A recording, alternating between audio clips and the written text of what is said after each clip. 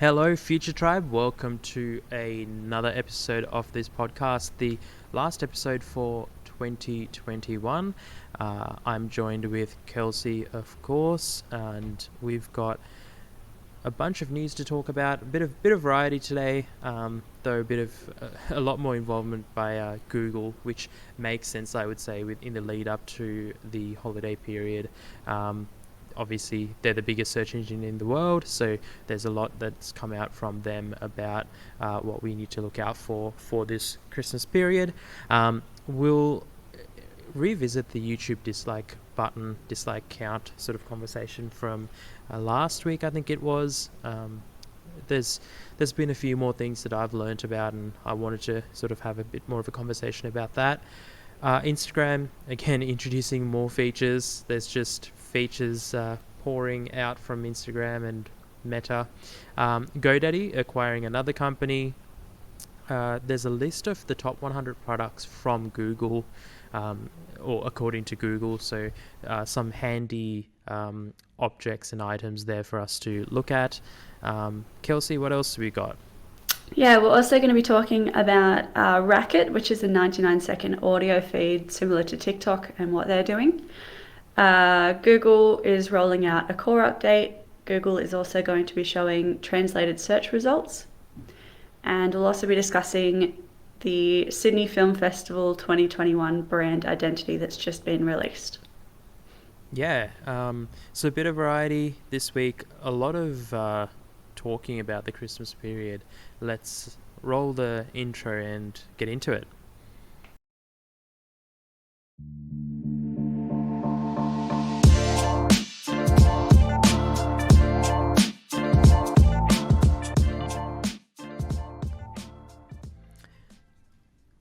So I want to kick off this episode by mentioning that we actually mentioned it last week as well, that we're hiring, that Future Theory is hiring at the moment.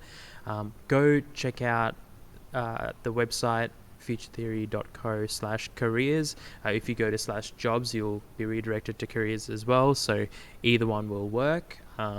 We are looking for a WordPress developer, a marketing digital communications coordinator, and a graphic designer / web front end designer. Yeah, we're just very excited to, I guess, grow the team. We've got the space here. We've moved into our new office, and now it's just about getting the word out. We're only hiring for staff to work from the office in Canberra, but hopefully, we'll be able to find team members locally. I think if we can't, we're going to have to look elsewhere and reach a bit further out. But we work with a lot of Canberra clients, so it's pretty important for us that you can face to face sort of have a conversation with the Canberra clients. And we've got clients from interstate, but it's they find their way to Canberra at some point, or we find our way to the Melbourne or Sydney most often. So it'll be good to sort of hire someone locally. But if you know anyone, let them know that we're looking to hire. We're going to make it a pretty rapid sort of process. Once we hear from you, if we like what we see, we'll reach out. We'll book in a meeting or whatever else makes sense as the next step. Pretty quickly, so we don't have to wait till the application close dates, which is next Friday anyway, so only a week away. But just wanted to get the word out, share it. We're going to be obviously doing some advertising. You're going to be involved with helping us take things to the next level. We've got a lot of ongoing work, but we've got FT Studio, where I am at the moment. That needs marketing. We've got our own sort of content marketing needs and channels, and a lot of design, a lot of work for clients, a lot of work ranging from member organizations to for-profit organizations and not-for-profit organizations. So nice sort of variety of work. Would you agree, Kelsey? Yeah, for sure. I think there's not too many clients that are identical or similar, so you've always got lots of different work to be doing. It's a lot of fun. Yeah, it's can be a bit all over the place sometimes in a nice way. Yeah, all part of the joys of working in an agency, though. That's right. Not every day is the same. It's just I mean, I would say even every hour is very different from the next. Hmm. So all right, enough about that. Let's talk about the YouTube dislike button. So I think we chatted about the fact that we won't miss it last week. Well, not so much the dislike button, the dislike count.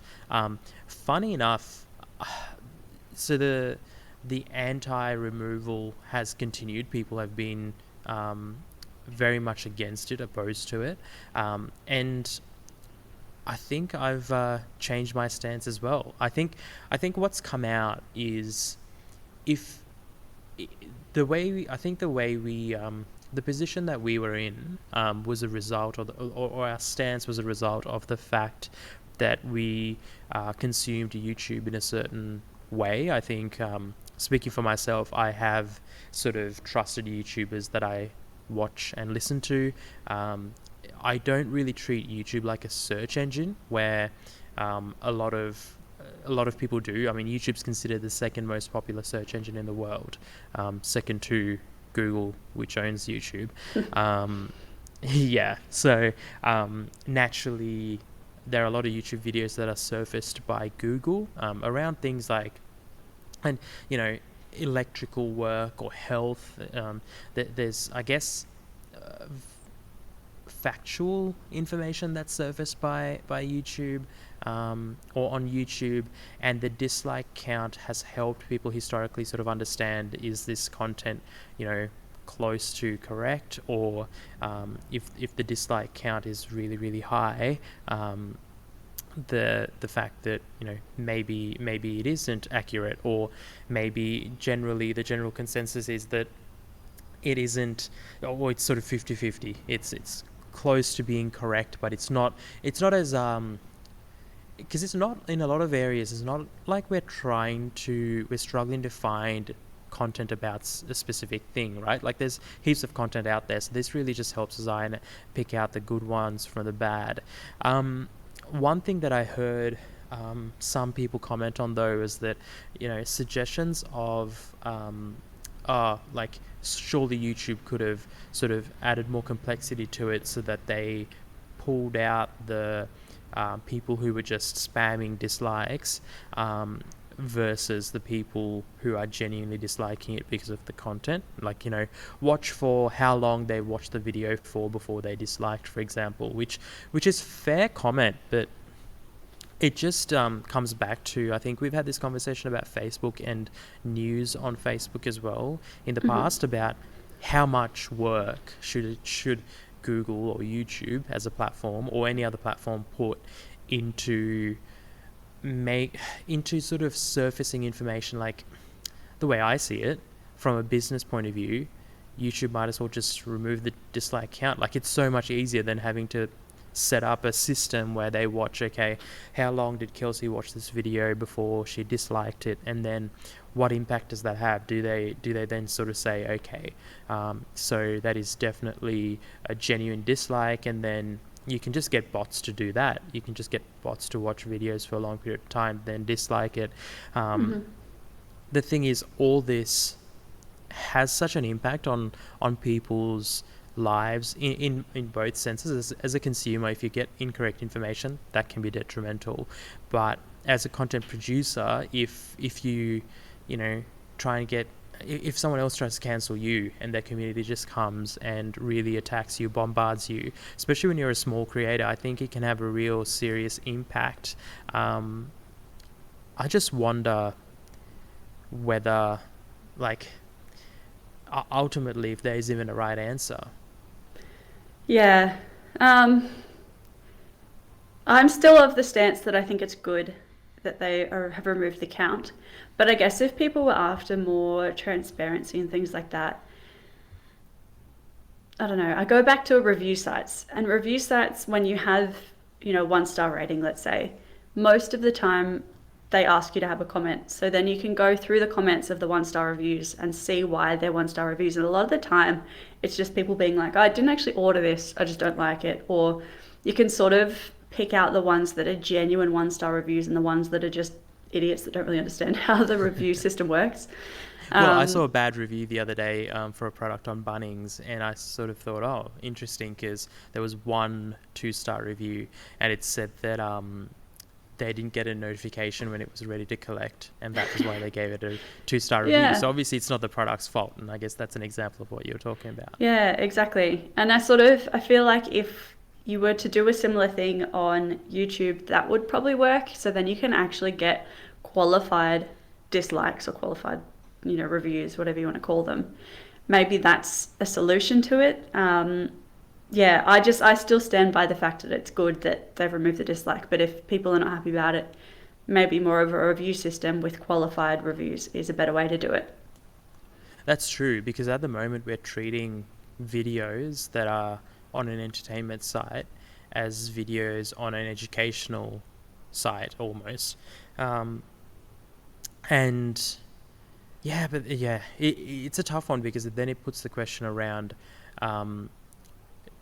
maybe they just have to flag and mark, certain types of videos to be able to be reviewed, quote unquote reviewed, because like we're thinking about doing a tour of our office and offices spaces.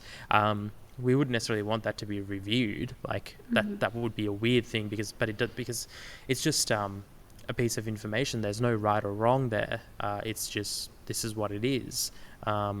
And that's not a weird thing to sort of do anyway, because you already see that on Google. There are, search results that are surfaced that are reviews, so you can see a star rating even before you click into the search results. And then there are just general information. There's news articles. So there's a lot there. There's a lot of precedent there to treat YouTube almost like a video version of Google, which, if people are using it like that, I certainly learn a lot from YouTube, because I treat it like a Google, but in video/audio form. I would say most of the time I'm not actually watching YouTube, I'm listening to YouTube. So maybe that's the direction that they need to head in. But yeah, I just wanted to chat about it for a little while, but we can move on from that. I think we'll just have to wait and see what happens. There's a huge outcry. One of the co-founders of YouTube is very anti what's happening around the dislike count being hidden. So to make it clear, the dislike button isn't going anywhere, it's just hiding that count to the public.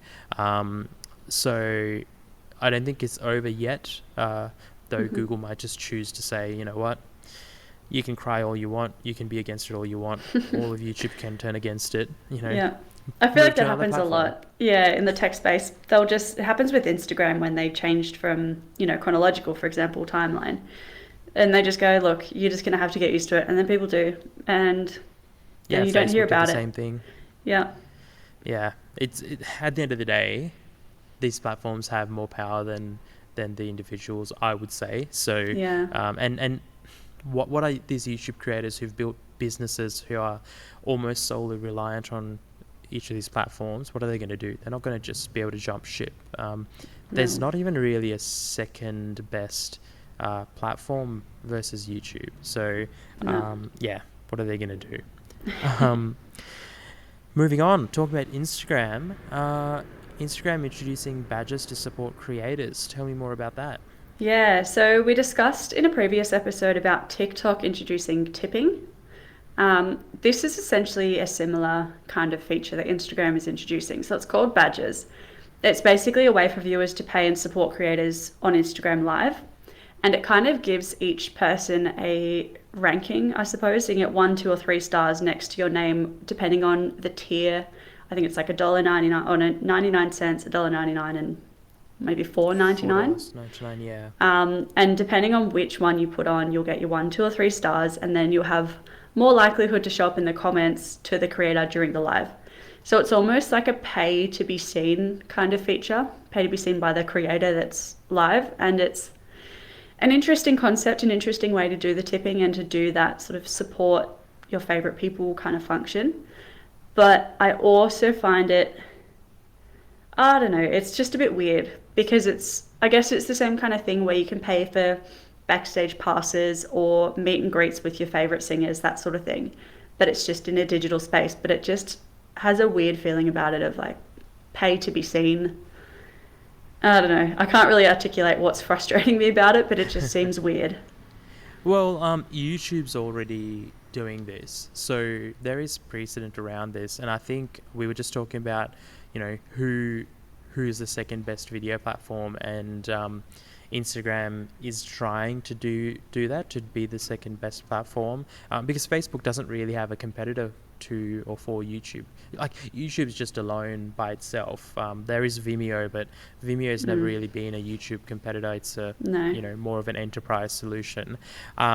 So this one's interesting because they're not going to take a cut of revenue until 2023. So basically, we've got 12 months where they're going to try and get all these creators used to it. But then at some point, they're going to start taking a 30% cut or a 15% cut, or Just quite a they're bit going to when have you're to. talking about $1.99. Yeah, yeah. But then I guess Instagram's point's going to be like, we are enabling this for you, so either pay up or go to a different platform, because there are other alternatives. The feature is rolling out in the US. Not everyone will get this feature. Eligible creators need to reside in the US at the moment, be over 18, and have a creator or business account on the platform with at least 10,000 followers. So again, not something unlocked just for anyone and everyone, though I don't see why they would restrict that in the future. At some point, I think they'll just enable anyone to have it. There's various policies that you've got to be in compliance with, but I think there's still not a consistent application of these policies anyway. So that has the whole policy side of things has not as much of an impact, but not surprising to see all these platforms start sort of monetizing. Not that Instagram needs to make more money; they've got advertising, but it's interesting because you sort of mentioned that backstage pass sort of concept, Kelsey. This is obviously a lower ticket item, but allows many more people to be involved in this way, or support their favorite creators, and it also allows a lot more people, I think, the freedom to monetize themselves and monetize their businesses without relying on all these other individuals and companies and parties being involved. So a certain shift is happening that has been happening for a little while, and this is just more of that in that direction. So I think ultimately good to see, because never hurts to enable people to earn an income for themselves and minimize those barriers to entry, though we've been having an issue with Facebook, which is all part of the same company, where for whatever reason we've had one of our advertising accounts restricted, though that restriction stops us from connecting to new client accounts that we manage. It doesn't stop us from advertising on the platform, so it's a bit of it's not just a bit, it's very much like, I think it's ironic because we can't connect one of our client Facebook pages to our business Facebook page to manage it. But I got a notification this morning that we spent $9 overnight to reach over 1,000 people. So it's very much double standards. If they're trying to protect Facebook users while simultaneously letting us advertise to 1,000 of them overnight, what's going on? But maybe the smart thing to do for a lot of these creators, I think, is to treat this as a supplementary source of income and try and get the follower base to go to their own websites, their own platforms, where they can really monetize and sort of maintain control over all this. I've heard of people having second and third and fourth Facebook accounts in the past, and I always thought that was a bit weird, but now that we've been restricted, I can see why I'd want to do that. Contingency plan. Yeah, because we're just reliant on these guys when it comes to managing a Facebook page. We can't manage a Facebook page in any other way. So what can we do? On from one big company to the next. GoDaddy, who I'm not the biggest fan of, has acquired Pagely, who's a web hosting provider. Pagely's just acquired them. There's no mention, I don't think, about a price, but they acquired Pagely, which is an 18-year-old company. They offer hosting solutions for businesses and enterprises at the higher end of the hosting market. This is just more consolidation in this space. I think Australia's got a number of their own hosting companies, Australian hosting companies that are independent. I'm just a huge fan of it because it just sort of diversifies control so that we don't have one big company or a few big companies who can control everything and sort of call the shots. I don't think that's a good thing. It's not a good thing for innovation and competition. I just hope that, you know, some of these companies I'm thinking of don't get acquired by any of these big conglomerates. It's just, news for anyone who's on Pagely. Who knows? It might be a good thing. We talked about Crello being acquired by Vistaprint, or the company who owns Vistaprint, which is Vista. And that's been a good thing in that I haven't really used Vista Create, what Crello is rebranded to, but it's from all accounts, has been a good thing because they've been smart and sort of offered even more features and functionality for previous users. But yeah, I think stock images is one of them, because obviously Vistaprint has its own sort of stock image collection. So that's the only difference I've noticed in my use of it so far. But yeah, it's just rare that it's good news for users, but we'll just have to wait and see. Moving on to Google Shopping's, so Google essentially has released, they do this every year, they call it the Google Shopping Holiday 100, showing product searches that are predicted to trend the most on Google in the US during the holiday season, and they're organized by categories, including gaming, health and beauty, fragrances, kitchen gear, sport and fitness, toys and games, and tech. Not a lot of surprising sort of results in that list, if any. We'll include obviously a link to this because there are 100 different items. We are not going to go through that whole list. What did stand out to me though was, like, in the gaming space, Nintendo 64, Sony PSP, original Game Boy, those are trending, so quite a retro mix there. When it comes to the health and beauty sector, not a lot of sort of surprises there for me. There are L'Oreal, Clinique, Dyson, sort of expected names, though they're not dominating that space, which is a good thing to see. Fragrances are just basically everyone, from Chanel to Armani to Ariana Grande's perfume, not surprising there. Kitchen gear, not surprising either, just the classics. A lot of KitchenAid and DeLonghi in there. But as we go down, like we go into the tech space, I think what all these can be used for, and the reason I wanted to bring this up was that it gives you an idea of, like, if you're in a similar space, what you could potentially be up against, and how, like, you could use this to do some competitor analysis. I would say, like, if you're in the kitchen gear space, or thinking about having a product that goes into that space, to me this is just a fantastic way to try and, because this is like the top 100.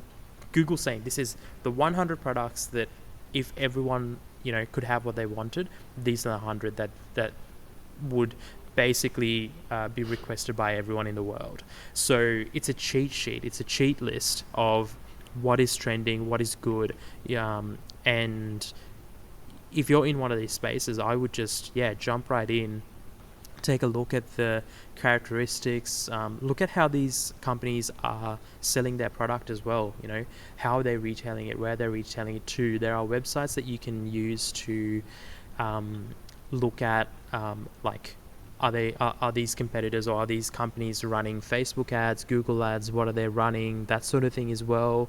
Are they selling just through Amazon? So there's a lot of reverse engineering that you can do, even if you're smaller, even if you're in, say the local, like the Australian market rather than the American market. There's just a lot that you can take away from all of this.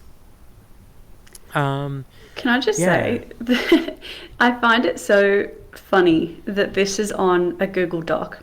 Like, I know that it's Google's product, but it just looks so What's amateur, and it's got its Is it a little like clip Google? art image at the top as well. Yeah, it's not even a Google Doc. It's just like shared from a Google Drive, I think. Or it's a Yeah, Google Doc shared via Google Drive. because Yeah. I saw you put this in the run sheet, and I saw drive.google, and I went, has he put the wrong link in? Like, surely he's messed up something here, but it's literally just from Google and a Google Drive, which makes sense, like it's their product, but it just, I don't know, I just find it funny.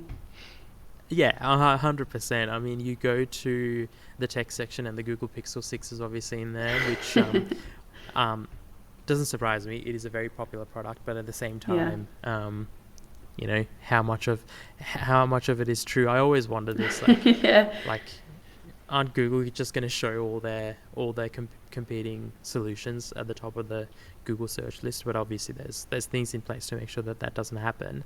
Yeah. Um, but even looking at like gaming and the top games, or if you're doing a giveaway, this is another sort of nice cheat sheet list in the lead up to this holiday period. If you want to, your chance to win XYZ, this is a bit of a cheat sheet of, okay, what product should I pick? Product should I give away? Because they're extremely popular, and I think you will find that while this is based out of the US, I think you'll find that it is true, or it is accurate for most of the world.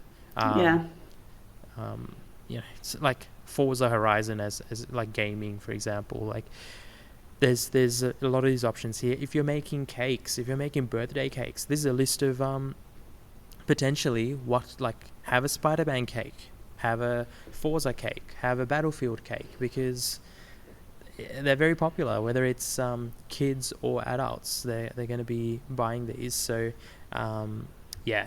no surprise there. We'll link to it. We'll if you see a Google Drive link, that's It's directly to legit. what Google's. Yep, it's legit. We haven't stuffed up. I love it. Just keep. Why not use their own products? Yeah. Might as well. Yeah. On to Racket, which is a 99-second audio social app, really, that's similar to TikTok. So I came across this the other day, and I just thought it was an interesting thing to bring up because it's sort of a new platform. It's out on iOS, I think. I don't think it's on Android yet. But the idea behind it is basically TikTok-esque scrolling sort of feed, but just with audio. And I thought it was interesting because I think in the audio space at the moment, you've obviously got music, which is the classic thing, and that's sort of Spotify dominated, I guess. And then you've obviously got the podcast side of it, which are usually much longer, at least 10 minutes to an hour plus kind of thing. So this is exploring an avenue that I don't think, from my knowledge, has been explored very much yet, because it is Well, that 99-second limit. you've got to remember there is Clubhouse, but again, a different product. Yeah, I'm not familiar to with be fair. Clubhouse, to be honest. So Well, it's just audio rooms, so it's yeah. longer. Well, it's not even longer. It's just like however long it could be. It's like an Instagram live, but in audio. So, this is more like a TikTok audio sort of solution. Yeah, and I just think it'll be interesting to keep tabs on how this app sort of evolves and how creators will begin to use it, if they'll begin to use it. What sort of content they'll be creating, because obviously if you looked at TikTok at the start of when it came out, there was probably a lot of skepticism about being able to do things within the space of 30 seconds, a minute, and how much content people could actually create that was engaging enough. And obviously it's taken off like crazy. So it'll be interesting to see if these 99-second snippets also take off, if people are happy to sit there and just listen to various little segments going through and through. And I thought it sort of seemed similar to listening to the radio, because each segment on the radio is maybe a couple of minutes, but really you're talking for a very short amount of time and you're just switching between topics, between songs as, you know, the breaks. So it's almost a similar concept to that, minus the music side of it, which is kind of a funny take on it. But I just think it'll be interesting to keep an eye on this one. And looking at their website, the user interface is very reminiscent of TikTok. That was going to be my next sort of thought of like, how is it going to look like? Because audio is obviously not very visual. The answer is quite boring. You just see their display pic with some sort of background. And I mean, similar to Spotify, I suppose, because Spotify, you just get obviously your music controls, play, pause, and all of that, and then the album art, or sometimes the little video if people put that on there. The only difference there, though, is that at least with Spotify, you're listening to a few minutes of music, or you're listening to a playlist. I don't know. Like, TikTok is a lot more involving than something like Spotify, right? Spotify is quite passive. YouTube can be quite passive. Like, to me, this is like, how do you find relevant content? How do you, I don't know. It's gonna be interesting to see how it does, because it's, I don't know. How do you find relevant content? Like, it's audio. Like, but I mean, it's the same with TikTok. How do you find relevant content? You've got your For You page, which is just randomly generated based on previous things you've engaged with, and it ends up finding the right content because of all the algorithms. And I guess it would be the same with audio. The ones that you listen to, or the creators that you listen to more frequently, I think they'll be able to analyze what kind of things they're talking about and make you listen to that audio. yeah. You're not looking at anything. Yeah, so that's going to be the interesting part. Like, how do you pick, if you're, at least with TikTok, you can see a visual preview of what you're about to click into. Music has never been like that. Audio has never been like, okay, you have a thumbnail, but that's about it. But I think it's still very much worth mentioning, and it's early days for this platform, and it's a good opportunity. I think if you've sort of thought about maybe dabbling in TikTok, but doing content that is useful in audio as much as, or you can remove video and still have useful content. It's a good time to get on a platform like this at the start, because if it takes off, look at most established mediums, it's the players who've been around for a while that have been able to build out sort of a consistent opportunity and a consistent platform on that platform. Good opportunity there. But sorry, you were going to say something? I was just going to say, there was a comment in this article where they basically talked about the premise behind Racket, and they've basically just talked about trying to lower barriers of entry. So previously with podcasts, and I think we might have discussed it, I'm not sure if it was on the podcast or just in the office, about getting into the audio space, you need to have all this equipment, or you need to have X, Y, and Z to do things. So the whole point of this Racket app is to reduce those barriers, so you don't have to have the fancy equipment, you don't have to have high production, it's just really nice and simple, quick and easy to get out. And I think that that's really important. And I think somewhere in the article as well, they did mention sort of the amount of people that are engaged with video content and the amount of people engaged with audio content. And audio has such a low amount of engagement, or in terms of users, I guess. And they sort of mentioned that is showing the audio is such a young medium, which sounds kind of weird to think about it in that space, but it's as if audio really hasn't been explored that much. And when you do look at, we've only got music and podcasts really in that space, there is so much more that could be explored. So I think, this is going to be exciting to keep an eye on, and exciting to see where it ends up, if it ends up somewhere. Yeah, and certainly, like I was saying, an opportunity there as well for you, if you've got, content that can be shared in sort of bite-sized audio form. It's early days. Like, the platform itself was only launched in 2019, or the team's been together since 2019. So very early days. A good opportunity for you to sort of jump into it and try and carve out a bit of a niche there for yourself. moving on with more Google news. So there's Google's announced that today that they're releasing, I think it was today, on the 18th of November, that they're going to push out the November 2021 core update. For those of you who don't know, probably Kelsey's in that list as well. Yeah. A core update essentially is just Google doing a big update to how they look at search results and how they rank websites. It happens a handful of times a year, so it's not a weird thing for it to happen, but it's more of a heads up for anyone who's looking at SEO, who's got a website. Just keep an eye out. These core updates are big enough that in our ranking tools, they demarcate when a core update has been rolled out, because it can have all sorts of impacts. Generally, what we see is people's rankings drop, but that does mean that when people's rankings drop, there has to be people who win as well, because that's sort of how it works. But yeah, the November updates comes after the last one in July, and then there was one in June before that. So those have been this is the third update for the year.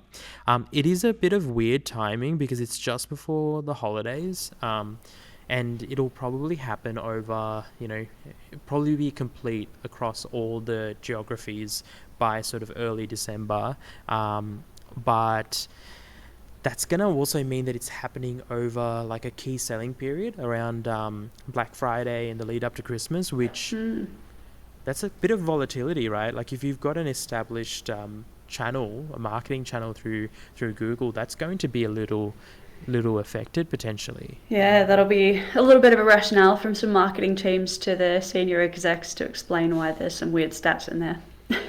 Yeah, and you can never predict how one of these core updates will go, so I think it'll be interesting to see that as well, whether it's good overall or bad overall. We've seen historically like these core updates affect a certain market segment or have more of a weighting on, let's say, health related content.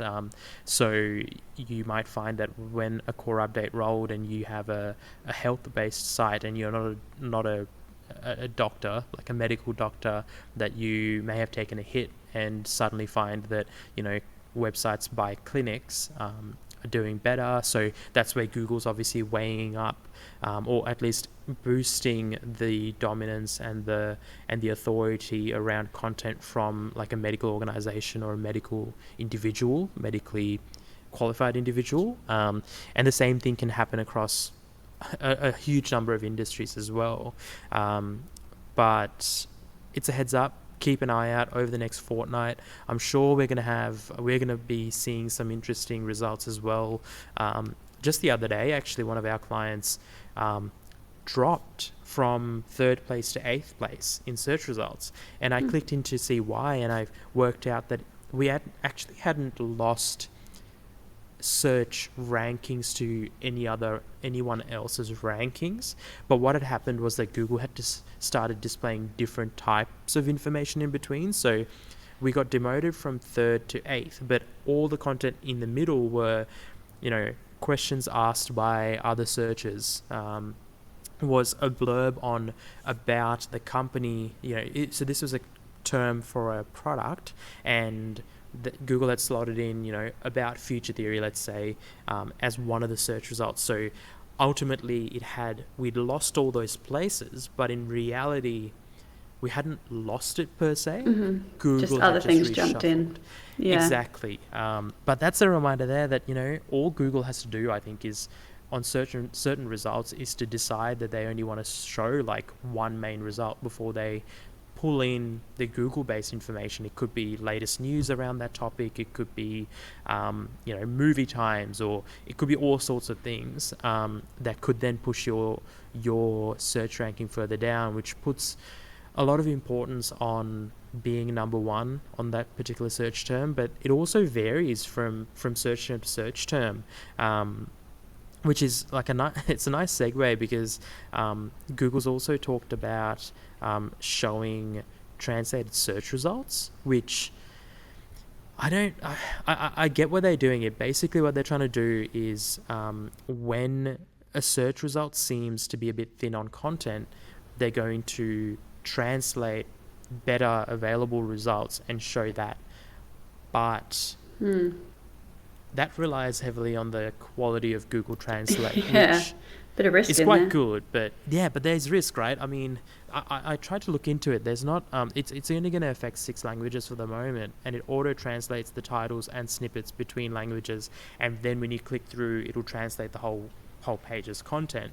Now that's going to have an impact when you're talking about anything technical where you can't just translate it over. There's also the risk. I wonder if surely they're going to want to manually review it, but I just don't see Google putting in that like financial investment into manually reviewing it at the same time. I don't know. What are your thoughts on both these things that we've been talking about, Kelsey? Yeah, I mean, the translated stuff I think will be good long term, but I think there's still some issues with the translation quality. And I mean, it's only going to get better by implementing it and having it, independent people come in and review things or have feedback from users or whatever that looks like. But I think there's definitely going to be some risk at first when it comes to some of that technical information, or even just not technical things, but search results that require a lot of, I don't know what the word is, but a lot of nuance in what's sort of being said, because a lot of the times, obviously, with translation, you can have one saying that just doesn't translate well, or it's really, you've got to understand the context that's happening. And I think there's only so much that automatic translation can do with that. But it's just going to be a case of time, though, and having those services set up so that they can continue improving, because you've got to start somewhere. So, Yeah, it's got to happen, but it's good. I'm happy to see that Google's only going to do this where the results are a bit thin, because otherwise it means that you've now got to compete with people yeah. who are writing in different languages, which really compromises the integrity of search results, in my opinion, because Yeah. you would think that no matter what, no matter how good the auto translate is, it shouldn't be able to match like every other search. Like it shouldn't be able to match natively written Yeah. results. Like especially where, like you were saying, where you know one sentence relies on the next and the next and the next to sort of build out a bigger picture. How translate would work, like we'll just have to wait and see.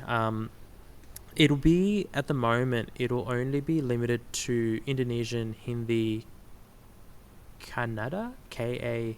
I've never heard of that language. Malayalam, Tamil, and Telugu. So very much sort of Asian focus at the moment. And it kind of makes sense potentially because there might be limited information about everything in those native languages within that region. Whereas, we might find that in Europe, a lot of the locals speak and write content in their native tongue, where in parts of Asia, they just write it in English instead of writing it in their native language. So when you're... and this also, I guess, increases the likelihood of older generations getting on and being able to make sense of the content that they're reading. So it's not a negative thing, and that Google's enabling users and website owners to say just do not translate this content. So that's a good thing. But yeah, I wonder how also, if you've got advertising on your website, how's that going to work? Because you can't, would they just translate, or are you just going to be showing ads to someone who's not going to understand? Yeah. I mean, isn't advertising geographic based a lot of the time, though? So even if it's translating, surely it would still just show ads from your local area, so it wouldn't really matter. If we were What if looking at it's not it... in... But then the language would matter, right? Still? You would think like Well, language has an impact. if you're looking at a site written in, no, Mandarin wasn't one of them, but let's say Yeah, Mandarin, that's translated. The ads you're seeing should surely still be Australian ads because it's geography based targeting. true, true. You wouldn't be shown Mandarin ads because you're not in China. No, yes, but what if you're looking at, what if you're in China seeing ads in Mandarin, but you're reading in English? So they're translating Mandarin content into English. Yeah, but are you saying that they would be speaking Mandarin, or and they're just reading Well, in English, you're or yeah. So you're in a region where your native tongue is different to the region's native tongue. well, So I you're feel like seeing you're going to have content. that issue everywhere anyway, aren't you? It's going to be a broader Well, issue than just ads. but that's what we're talking about here, right? So it's like Google then showing you content translated into English so that you can understand it, but then every other facet of it is not something you understand. So you're essentially um, wasting those advertisers' money, which is fine for Yeah, Google, but it's not good for you. Like, it's not good for the advertiser. Um, yeah, but that would be happening anyway, wouldn't it? I mean, like it's well, sort of an issue anyway. At least you're accessible to the content now. It's just the ads aren't yeah, quite there as well. potentially. I don't know. It could get messy. That's I guess Yeah, that's all I'm saying. fair enough. um, all right, from that into a design topic. The Sydney Film Festival branding. Let me share my screen. Bear with me. For anyone watching, we haven't had a lot of content recently to share, but it's nice to have this one here. Yeah. Um, so this is, as always, from Brand New. They seem to sort of have everything and sort of get a jump on new information. I I don't know. To start with, all I'm gonna say is that I think the work's really nice, but it's a lot going on, and I don't see Mm. the relationship between a film festival and the branding here. Um, saying that, I'm not the demographic, not the target demographic. Never been to the Sydney Film Festival. Not Hmm. sure I will ever go. Um, what are your thoughts? Yeah, I have had a few mixed thoughts about it. My first thought is that it feels like something like a design language that I've seen before, in terms of the bright colours and things popping out and that sort of 2D, 3D effect. I don't know how to describe it, just that sort of drop shadow without it being a shadow. And I like it. It just kind of feels like something I've seen before, maybe in like a Cartoon Network or something sort of Hmm. scenario. It's got Um, sort of like a maybe even like a comic sort of vibe. yeah, yeah. But I do like it. And then my other thoughts are that I like the fact that, I mean, I'm also not in the demographic of film festivals, but I sort of have this idea around film festivals that they're a bit sort of stuck up, and the identity that they would usually use is trying to be all fancy and sort of pretentious and stuff like that.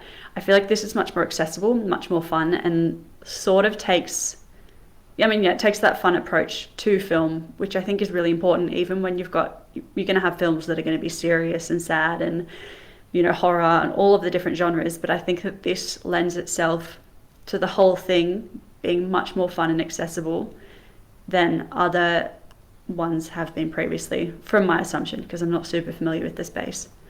It's got sort of a like a music festival vibe, even maybe, Mm, doesn't it? very And true. like you're saying, like it might be that they're trying to appeal to a younger generation, Yeah. trying to go from like, you know, you got to be in your 60s and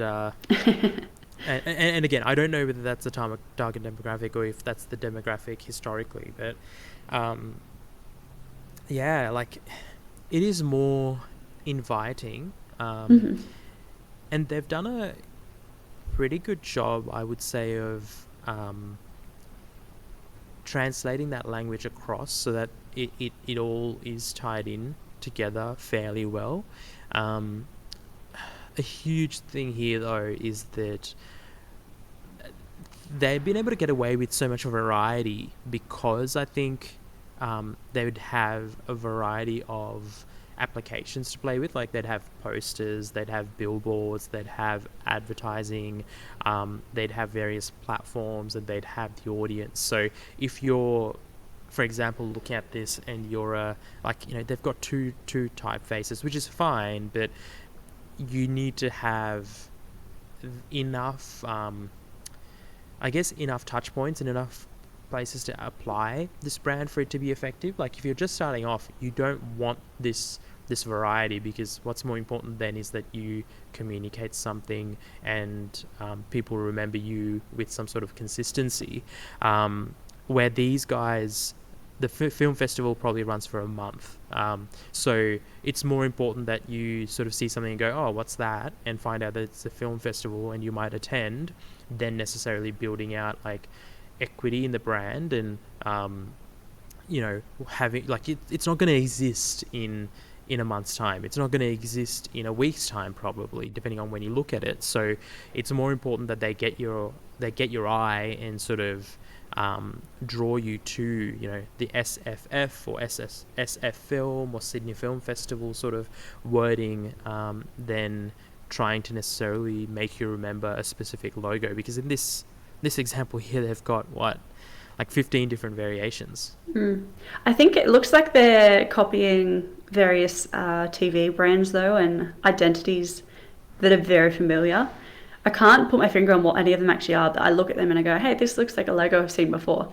So I think that's a fun little take on it. And as you sort of mentioned, I think catching your eye, for me, I'm not somebody who would traditionally go to a film festival, but this actually does look kind of cool. And I think I have this idea now around the films that they'd be showing that are much less amateur, and I don't know, all of these predispositions I think I had about it. I don't get them as much because of this branding, and it makes me want to find out more about it, whereas previous ones definitely haven't. Right, interesting, because I see it as to me it's almost communicating like it's a bit of everything. There's not necessarily I'm not meaning any offense, but to me it's just like it could be anything from like a film shot by an 18-year-old to a massive production. Like it because there's this variety. Like it's not like a consistent promise. It's not a consistent brand promise. It's a bit of everything. And yeah, it makes me like I don't see how anything can match this. Like I don't see how any of the films can actually match this level of branding. Like the branding is almost, I won't say dishonest, but doesn't quite capture what you're to expect. Do you get what I mean? Like the end product, I don't see how the end product could match this. It could match one of these things, but not all of them.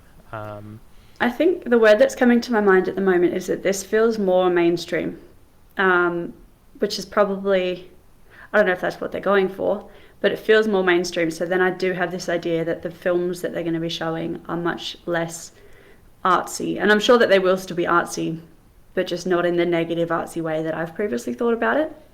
Yeah, not in sort of like that pretentious, or there's no sort of negative connotations or classist connotations around it. Just trying to see if there's a link to their website, just to see what that might look like. Okay. They've done a good job of carrying that branding across. Yeah, that does seem to be a variety of end solutions, or like end products, I guess. Or it's on at the moment. It's gonna wrap up very soon.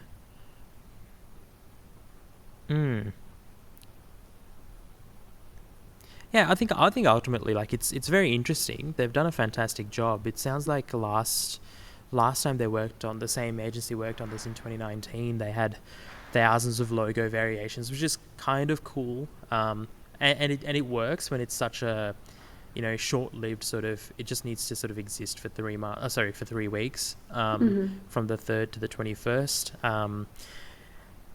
But yeah, I think worth talking about, worth pointing out. Really good for events for events I think that last for more than a day, but don't go for more than sort of a few weeks. And then every year you reinvent and have like Sydney Film Festival 2022. I would imagine would have its own look and feel that is quite different, and that's really cool because you can have a different vibe. But whether whether what you experience when you visit is going to be matching or not is the question.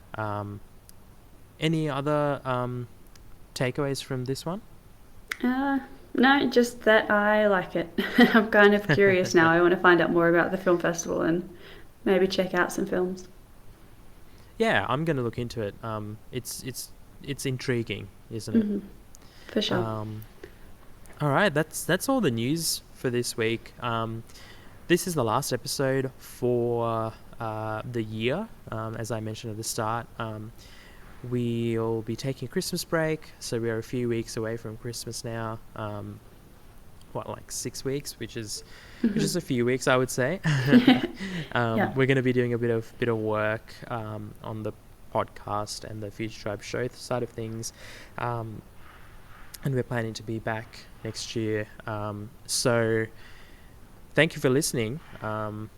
This will be the last episode with Kelsey as the Yeah. host as well. It's been fun. It's been different. It's been fun. It's been good. I think we're going to explore a few things on this break and then come back with the next season. Nothing set in stone yet as to what you can expect, but I would say expect something different. And yeah, one last thing I want to mention as we finish up is to check out the group. We are hiring, and one of those roles will be involved more with the group. So we're hoping to introduce a few things there and make a few changes over the next few weeks. So podcast is going to be quiet, but everything else probably won't be as quiet. Join the group to sort of stay in the loop and see things as they happen and hear about things as they happen, and get involved. So that's about it. I'm going to leave Kelsey to do her final sign off. Oh gosh, my final sign off. I mean, my sign offs are usually so short, it's just to catch next week, but I guess thanks for everything and see you guys later. See you around. Yeah, awesome. All right, Yeah. let's roll the outro.